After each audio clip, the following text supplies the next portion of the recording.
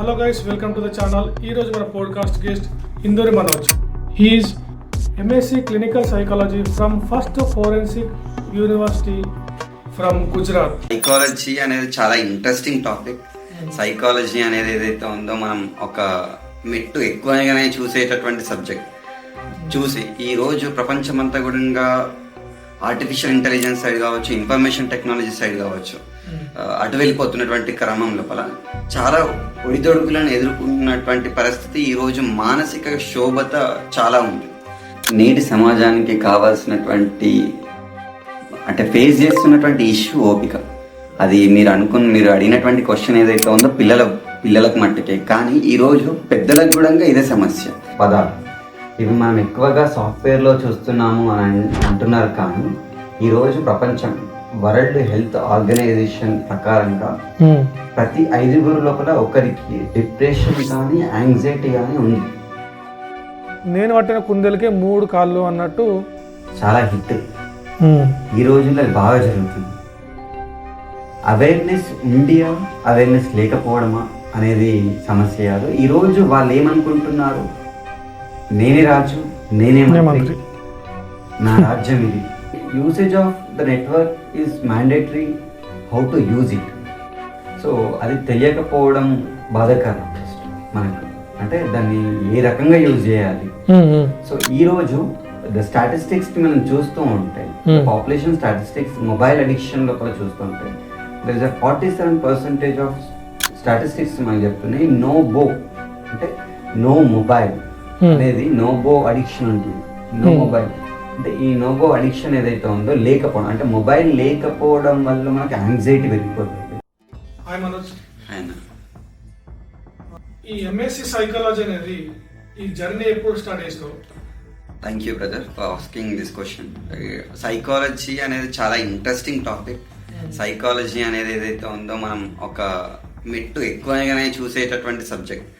దీంట్లోపల psychology తీసుకోవడానికి కారణాల కంటే ముందు ఈ ప్రపంచంలో జరిగేటటువంటి విపత్కరమైనటువంటి పరిస్థితులను చూసి ఈరోజు ప్రపంచమంతా కూడా ఆర్టిఫిషియల్ ఇంటెలిజెన్స్ సైడ్ కావచ్చు, ఇన్ఫర్మేషన్ టెక్నాలజీ సైడ్ కావచ్చు, అటు వెళ్ళిపోతున్నటువంటి క్రమం లోపల చాలా ఒడిదొడుకులను ఎదుర్కొన్నటువంటి పరిస్థితి. ఈరోజు మానసిక శోభత చాలా ఉంది.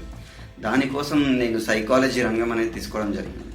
సైకాలజీ తీసుకోవడానికి ప్రధానమైనటువంటి కారణాలు, ఈరోజు ప్రపంచం ఏదైతే ఉందో విపత్తమైనటువంటి పరిస్థితి. మనం ఎగ్జాంపుల్ తీసుకుంటే ఇంతకుముందు before Christ and after Christ అని తీసుకుంటున్నాం, కానీ ఈరోజు మనం ఏదైతే ఉందో జనరేషన్ని క్యాలిక్యులేట్ చేయాలి అంటే before Covid and after Covid అనేటటువంటి మార్గాలను తీసుకోవాల్సినటువంటి అవసరం వచ్చింది. సో కోవిడ్కి ముందు పరిస్థితులు ఏంటి, కోవిడ్ తర్వాత జరిగేటటువంటి పరిస్థితులు ఏంటి, ఇంతకుముందు ఉండేటటువంటి హ్యూమన్ వాల్యూస్ ఏంటి, ఇప్పుడు ఉండేటటువంటి హ్యూమన్ వాల్యూస్ ఏంటి.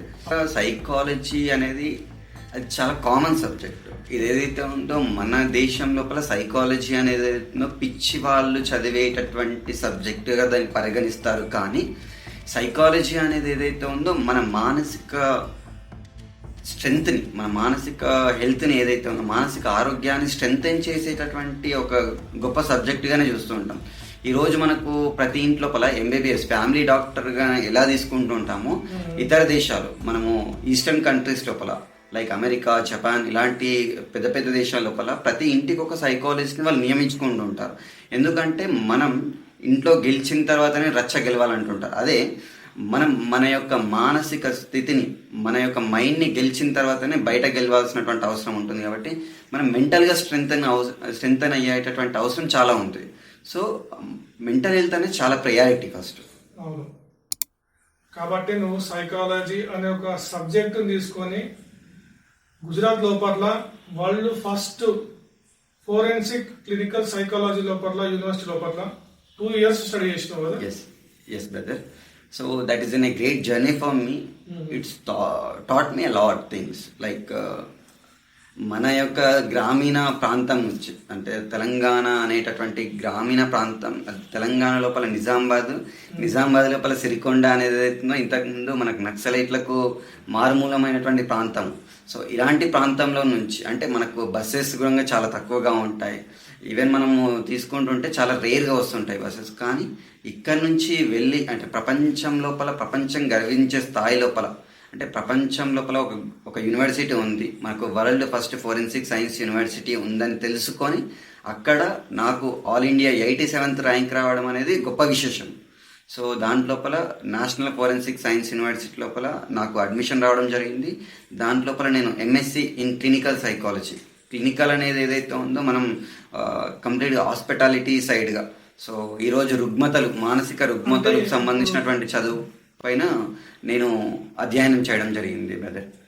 అంటే ఇప్పుడు ఎంఎస్సి క్లినికల్ సైకాలజీ లోపల ఓన్లీ క్లినికల్ సైకాలజీ ఒకటే ఉంటుందా, ఇంకా వేరే ఏమన్నా డిఫరెంట్ ఉంటాయి? డిఫరెంట్ అంటే ఈ సైకాలజీ లోపలనే మనకు డిఫరెంట్ కేటగిరీస్ని డివైడ్ చేస్తూ ఉంటారు. మనకు ఇప్పుడు ఎగ్జాంపుల్ తీసుకుంటే టీచర్స్ చదివేది ఏదైతుందో బీఎడ్ లోపల డెవలప్మెంటల్ సైకాలజీ ఉంటుంది, లేదంటే చైల్డ్కి సంబంధించినటువంటి సైకాలజీ ఉంటుంది.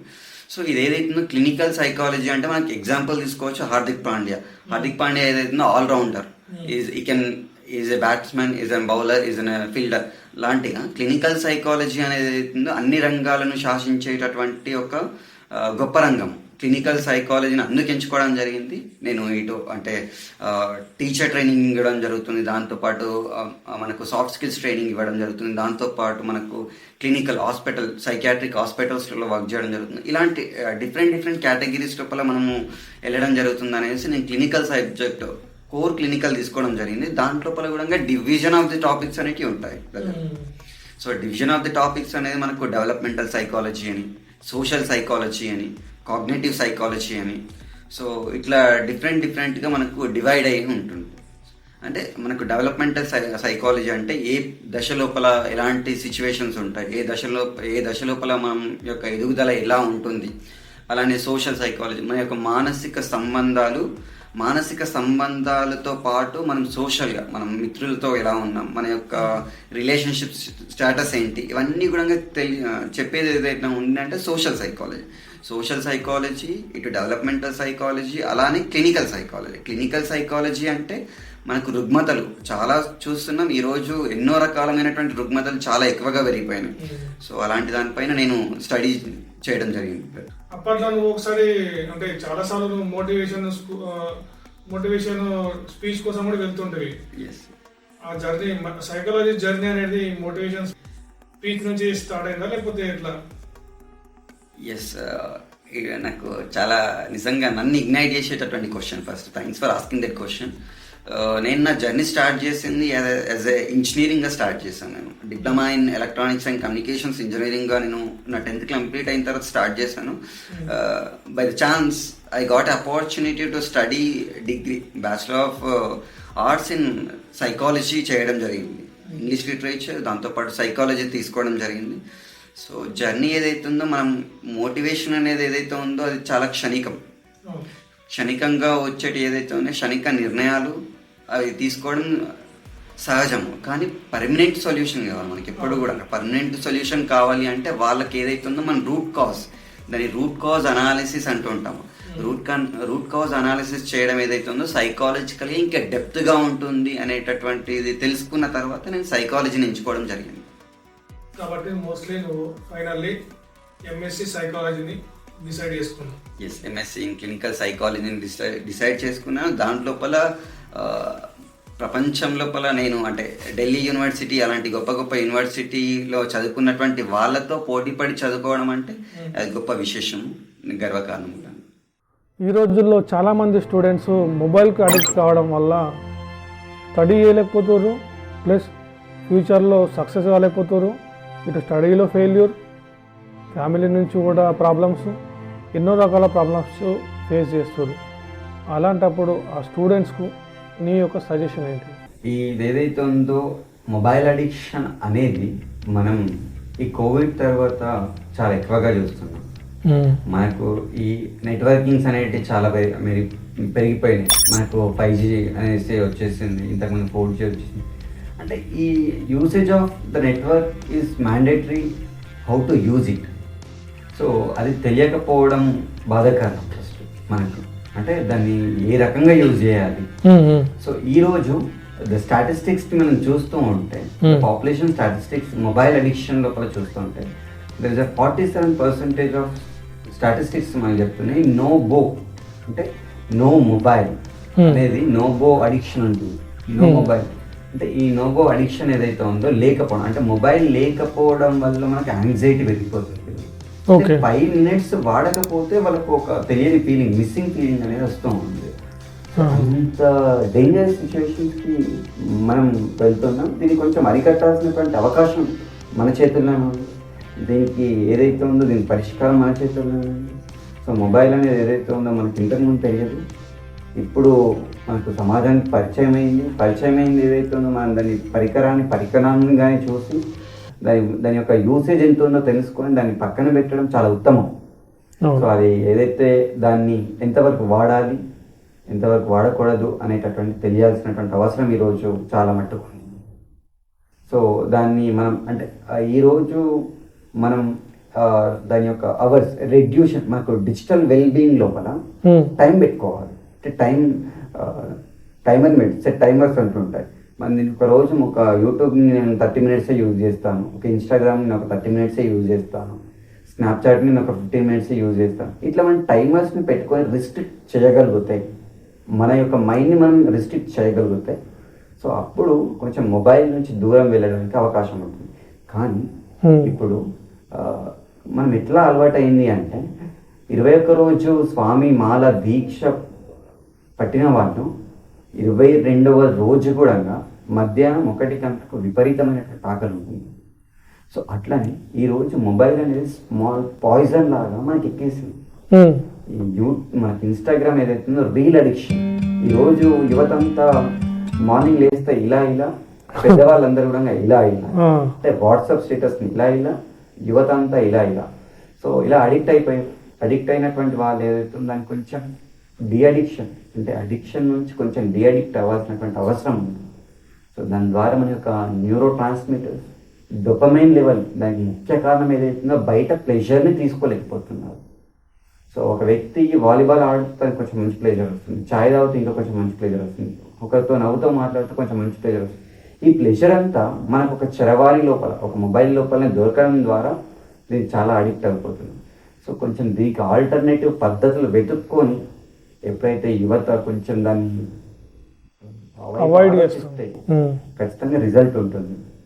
సో ప్రాక్టికల్ లెర్నింగ్కి ఇంపార్టెన్స్ ఇస్తే బుక్స్ చదవడం కావచ్చు, తోటి విద్యార్థులతో మాట్లాడడం కావచ్చు, చెస్ ఆడడం కావచ్చు.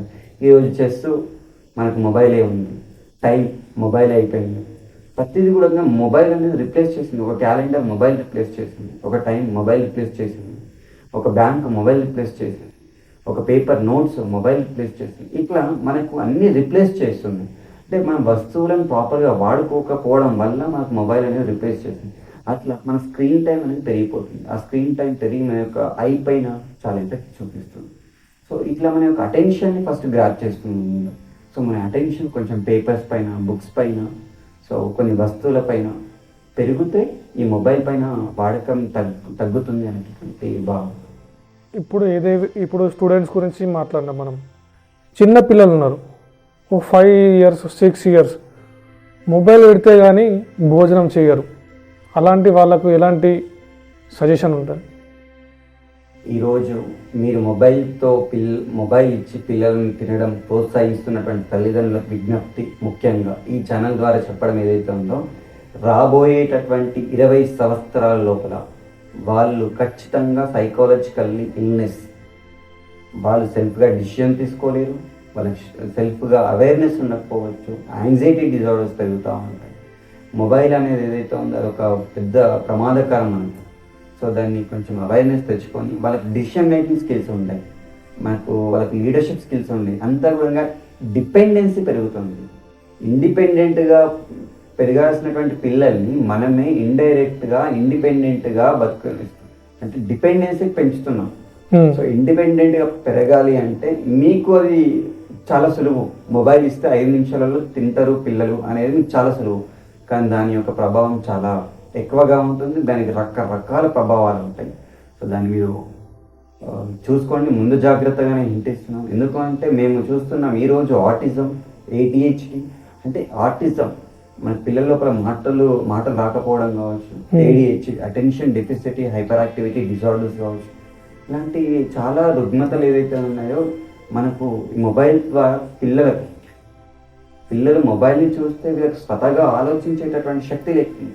అవును. ఈరోజు ఇంతకుముందు మొబైల్ లేకుంటే ఐక్యూ టెస్ట్ చేస్తే వాళ్ళ యొక్క ఐక్యూ చాలా బాగుంటుంది. కానీ ఈరోజు ఐక్యూ ఏదైతే టెస్ట్ చేస్తే యావరేజ్గా వస్తుంది, రేపటి రోజున ఇంకా తక్కువగా అయ్యేటటువంటి ఛాన్స్ ఉంది.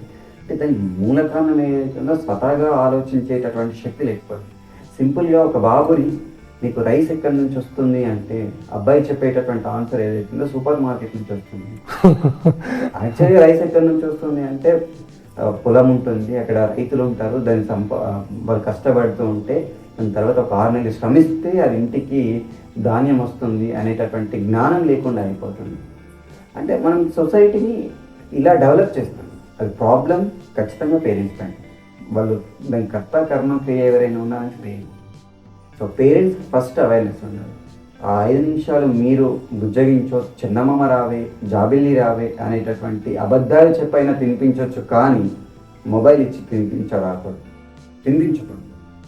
కాబట్టి ప్రతి ఒక్క పేరెంట్స్ పిల్లలు తినేటప్పుడు మొబైల్ చూపించుకుంటూ తినిపించకండి అని మా యొక్క ప్రార్థన. ఈ రోజుల్లో చిన్నపిల్లల్లో అసలు ఓపిక లేకుండా అయిపోయింది. చిన్నపిల్లల లోపల పేషెన్స్ అంటే ఓపికను ఏ విధంగా మనం పెంచగలుగుతాం? Right question. ఈ నేటి సమాజానికి కావాల్సినటువంటి అంటే ఫేస్ చేస్తున్నటువంటి ఇష్యూ ఓపిక. అది మీరు అడిగినటువంటి క్వశ్చన్ ఏదైతే ఉందో పిల్లలకు మట్టుకే, కానీ ఈరోజు పెద్దలకు కూడా ఇదే సమస్య. మనం ఎగ్జాంపుల్స్గా తీసుకుంటూ ఉంటే ఈరోజు కేబిహెచ్పి హైదరాబాద్ లాంటి ప్రాంతం లోపల ఒక హస్బెండ్ తల రుద్దడానికి వాళ్ళ వైఫ్ని పిలుస్తూ ఉంటే ఆ అమ్మాయి ఎవరైతే వాళ్ళ వైఫ్ ఉంటుందో తన తల పగలగొట్టేసింది. అంటే మనకు దాదాపు 8 స్టిచెస్గా పడిపోయినాయి. అంటే తల రుద్దడానికి పిలిస్తేనే అంత కోపం వచ్చేస్తుందా? సో ఎంత దిగజారుతున్నాం మనం. అంటే ఇంతకుముందు అది ఏదైతే ఉందో భర్త తనను పిలుస్తున్నానంటే సంతోషపడాల్సినటువంటి సందర్భం అది. యాక్చువల్గా ఓపిక నశిస్తుంది. ఓపిక నశించడానికి కారణం ఏంటంటే సంబంధాలకు వాల్యూ ఇవ్వకపోవడం. ఓపిక నశిస్తుంది అంటే దీనికి కారణం సంబంధాలకు విలువలు ఇవ్వకపోవడం. ఇది ఏదైతే ఉందో పేరెంటింగ్ నుంచి వచ్చేటటువంటి కాలక్రమేణా మనం ఏదైతే ఉందో మారుతున్నాం. అంటే మనము ఈస్టర్న్ కల్చర్ని డెవలప్ చేసుకుంటూ ఉంటున్నాం, కానీ మన యొక్క సంస్కృతి సాంప్రదాయాలను గౌరవించలేకపోతున్నాం. సో మనం ఏదైతే ఉందో మనకు ఓపిక రావాలి అంటే ఖచ్చితంగా వాళ్ళ మదర్ కావచ్చు, వాళ్ళ యొక్క గ్రాండ్ పేరెంట్స్ కావచ్చు, వాళ్ళకి ఓపిక గురించి ట్రైన్ చేయాల్సినటువంటి అవసరం ఉంది. అది ఎలా ట్రైన్ చేయవచ్చు అంటే స్టోరీస్ రూపంలో కావచ్చు, ప్రాక్టికల్ సన్నివేశాలు కావచ్చు, లేదు అంటే వాళ్ళ యొక్క తాత కావచ్చు, వాళ్ళ నాన్నమ్మ కావచ్చు, వాళ్ళకు ఓపికను డైరెక్ట్గా కావచ్చు, ఇండైరెక్ట్గా కావచ్చు చూపించడం కావచ్చు, లేదంటే తెలియజేయడం కావచ్చు. ఇది మనకు ప్రాక్టికల్ లైఫ్ లోపల తెలిస్తే కానీ పిల్లలు మారేటటువంటి అవకాశం ఉండదు. ఎంత మనం చదివినా కానీ, ఎంత సాలరీ వచ్చినా కానీ ఓపిక లేకపోతే జీవితంలో ముందుకు వెళ్ళలేడు. 100% బ్రదర్. ఈ ఓపిక అనేది మనకి ఏదైతే ఉందో దీనికి కారణము మనము అంటే పేరెంటింగ్ అని చెప్పలేము, కానీ దీనికి రకరకాల రీజన్స్ ఉన్నాయి. మనము జాబ్ స్ట్రెస్ అనుకోవచ్చు, లేదంటే బయట వాళ్ళ స్ట్రెస్ కావచ్చు, లేదంటే ఎకనామిక్ స్ట్రెస్ కావచ్చు. ఈ రకరకాల ఒత్తిడులు ఏవైతే ఉన్నాయో ఈ ఒత్తిళ్ళు వాళ్ళ యొక్క మానసికంగా వాళ్ళను ఒత్తిడికి లోను చేసి అది మనకు ఓపిక లేకుండా చేస్తున్నారు. అంటే ఇక్కడ మానసిక సిచ్యువేషన్ ఏదైనా ఉందనుకోండి, దాన్ని బ్యాలెన్స్ చేసేటటువంటి కెపాసిటీ లేకుండా మనకు మనుషులకు పోతుంది. దాని కెపాసిటీని పెంచుకునేటటువంటి మార్గాలను తెలుసుకుంటే ఆటోమేటిక్గా ఓపిక అనేది డెవలప్ అవుతూ ఉంటుంది.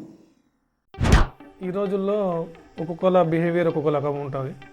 అందులో ఒక పర్సన్ ఎట్లుంటాడంటే నేను పట్టిన కుందేలకే 3 కాళ్ళు అన్నట్టు ఆ పర్సన్లు బిహేవియర్ అలానే చేస్తారు. ఏదైతే డిసార్డర్ ఉంటుందో ఆ డిసార్డర్ని మనం ఏ విధంగా ఈరోజు నేను పట్టిన కుందేలకు 3 కాళ్ళు అనేటటువంటి సామెత చాలా హిట్. ఈ రోజుల్లో బాగా జరుగుతుంది. అవేర్నెస్ ఉండియా అవేర్నెస్ లేకపోవడమా అనేది సమస్య కాదు. ఈరోజు వాళ్ళు ఏమనుకుంటున్నారు, నేనే రాజు, నేనే మంత్రి, నా రాజ్యం ఇది అనేటటువంటి, అంటే నాకే గొప్పగా తెలుసు అనేటటువంటి భావన అనేది బాగా కనిపిస్తుంది. సో దీనికి అంటే మనం నేనే గొప్ప, అంటే దీన్ని మనం చాలా రకరకాలుగా తీసుకోవచ్చు.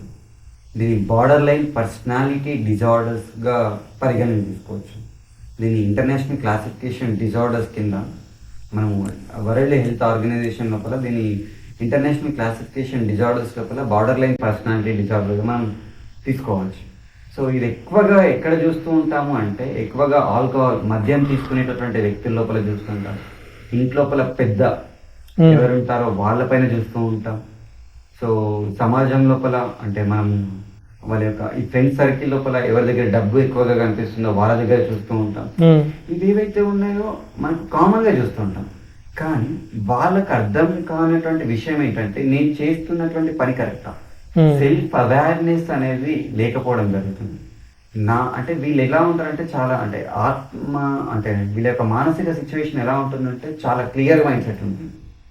అంటే నా వర్షన్ నేను చెప్పేశాను, వాడు సస్తే ఎంత బతుకుతే ఎంత అనేటటువంటి భావనతో ఉంటారు. సో వీళ్ళ దగ్గర నుంచి మనం ఎంత దూరం ఉంటే అంత మంచిది. వీళ్ళ ద్వారా మన యొక్క మానసిక సిచ్యువేషన్ పైన చాలా ఎఫెక్ట్ చూపిస్తుంటుంది. ఈరోజు మనకు పిల్లలు అంటే పెంపకం ద్వారా నుంచి కూడా దీన్ని మనం చూసుకుంటుంటే నువ్వు గొప్ప నువ్వేమనే బిడ్డే అంటే మనం చూస్తుంటాం. మొబైల్ కింద ఎత్తేసినా సరే పో అయిపోయిందిలే అంటే అక్కడి నుంచి స్టార్ట్ అయితే అంటే నేను చేసింది కరెక్ట్ అని పిల్లలకు అనిపిస్తుంటుంది. సైకిల్ కింద పడేస్తుందా ఏం కాదు బిడ్డే అంటే మనం అనుకుంటూ ఉంటాం అంటే నేను ఎత్తేయడం కరెక్ట్ ఏమో. ఒకరిని నలుగురిని తిట్టిందనుకో అంటే వాళ్ళని వెనకేయడం ఏ చిన్నపిల్ల కదా ఆమెకేం తెలుసు అని వాళ్ళను ప్రతిసారి సేఫ్ జోన్లో వేయడం ద్వారా పేరెంట్స్ సో ఆ వ్యక్తికి ఎవరికైతే ఉందో అది కరెక్ట్ నేను చేసేదే కరెక్ట్ అనేది చిన్నప్పటి నుంచి మనం నాటుతుంది. సో అది పెద్ద అయినప్పుడు కనుక ఎక్కువగా అనిపిస్తుంటుంది. అంటే మనకి ఇంట్లో పెద్దవాళ్ళు ఏం చెప్తే అది కరెక్ట్ అనిపిస్తూ ఉంటుంది. ఎందుకంటే వాళ్ళ పెంపకం అలా ఉంటుంది. సో దానికి కొంచెం మనం ఏది కరెక్ట్ ఏది రాంగ్ అనేది ఫస్ట్ వాళ్ళు తెలుసుకోవాల్సినటువంటి అవసరం ఖచ్చితంగా ఉంది. వీళ్ళ ద్వారా వాళ్ళకి ప్రమాదం కాదు, వాళ్ళ ద్వారా ఖచ్చితంగా సమాజానికే ప్రమాదం. సో ఈ ప్రమాదాన్ని మనం అరికట్టాలి. వీళ్ళతోటి మాట్లాడకపోవడం ఇంకా మంచిది, చాలా ఉత్తమం. వీళ్ళ దగ్గరికి వెళ్ళకపోవడం ఉత్తమం. తెలిస్తే వీళ్ళకు అవేర్నెస్ కల్పించినా కానీ వాళ్ళు వినరు. సో వీళ్ళకి ఎప్పుడు అంటే వాళ్ళకి ఎప్పుడు తెలుస్తుందంటే వాళ్ళు తీసుకున్నటువంటి నిర్ణయం అట్టర్ ఫ్లాప్ అయినప్పుడు. వాళ్ళు ఫ్లాప్ అయినా కానీ వాళ్ళపైన తీసుకోరు. మనము అంటే తెలంగాణలో ఒక సామెత చాలా ఈజీగా ఉంటుంది, అది మంచి అయినా చెడైనా దేవుడి పైన నూకేస్తూ ఉంటాం. అంటే మంచి అయితే అంతా దేవుడి దయవల్లని అనుకుంటాం, ఒకవేళ చెడు అయిందనుకోండి దేవుడు ఇంత మన్నుపోయా అనేటటువంటి సామెతను బాగా వాడుతుంటాం. అంటే వాళ్ళ తప్పు కాదు అనేది end of the day result తీసుకొస్తూ ఉంటారు. సో ఇది మనం చాలా మట్టుకు బార్డర్ లైన్ పర్సనాలిటీ డిజార్డర్, మనకు స్టీరియోటైప్ మైండ్ సెట్, నేను వాటిన కుందేలకు 3 కాళ్ళు అనుకుంటూ ఉంటాను, నేనే రాజు నేనే మంత్రి అనేటటువంటి భావన ఉండేటటువంటి వ్యక్తులు చాలా చేస్తూ ఉంటారు. సో వాళ్ళ తప్పుని అంగీకరించను, ఎదుటి వాళ్ళ తప్పును భూతద్దంతో చూసేటటువంటి వ్యక్తులు ఈ బార్డర్ లైన్ పర్సనాలిటీ డిజార్డర్స్. ఇది మద్యం తీసుకునేటటువంటి వాళ్ళ దాంట్లో కూడా చాలా ఎక్కువగా కనిపిస్తుంటుంది. సో మనం వీళ్ళ దగ్గర నుంచి కుదిరితే అవేర్నెస్ కల్పిద్దాం, వాళ్ళకి తెలియజేద్దాం. లేదు అనుకుంటే వాళ్ళ దగ్గర నుంచి కొంచెం దూరంగా ఉండడం చాలా ఉండి మన పని మన యొక్క మానసిక సిచ్యువేషన్ మనం దాన్ని సరిదిద్దుకుందాం. చాలా గట్టిగా ఉన్నాం మనం. ప్రేక్షకులకు మరో విజ్ఞప్తి, మానసిక ఆరోగ్యం చాలా ఇంపార్టెంట్. ఈరోజు ఏదైతే ఉందో మనం పెరిగేటటువంటి దశ లోపల పిల్లల లోపల చాలా సమస్యలను మనం చూస్తూ ఉన్నాం. ADHD attention hyper activity disorder, మనకి అటెన్షన్ డెఫిసిటీ హైపర్ యాక్టివిటీ డిజార్డర్స్ కానీ, ఆటిజం డిజార్డర్స్ కానీ, ఇంటలెక్చువల్ డిజబిలిటీస్ కానీ ఇవన్నీ మనం చూస్తూ ఉన్నాం. సో ఇది ఏదైతే ఉందో అరికట్టాలి. ఇలాంటి అంటే ఫేస్ చేస్తున్నటువంటి పిల్లలకు వాళ్ళ యొక్క తల్లిదండ్రులకు నా విజ్ఞప్తి. సో మనకు అంటే చాలా హాస్పిటల్స్ ఉన్నాయి, లక్షలు ఖర్చు పెడుతున్నాం. కానీ మనకు నిపిట్ national institute of mentally handicapped మనకు సికింద్రాబాద్లో ఉంటుంది. సో మీకు ఇంకేమైనా ఫర్దర్గా మెంటల్ హెల్త్కి సంబంధించినటువంటి గైడెన్స్ కానీ, మీకు వచ్చేటటువంటి మానసిక సమస్యలకు మార్గాలు కానీ పరిష్కారాలు కానీ మీకు అంటే కావాలి అనుకుంటే కింద ఉండేటటువంటి నంబర్కి వాట్సాప్ ద్వారా నాకు మెసేజ్ చేయొచ్చు. ఇలాంటి వీడియోస్ మీకు నచ్చినట్లయితే లైక్, షేర్ అండ్ సబ్స్క్రైబ్ చేయండి. అలాగే మీకు ఎలాంటి పోడ్కాస్ట్ కావాలో కామెంట్ రూపంలో మాకు తెలియజేయండి.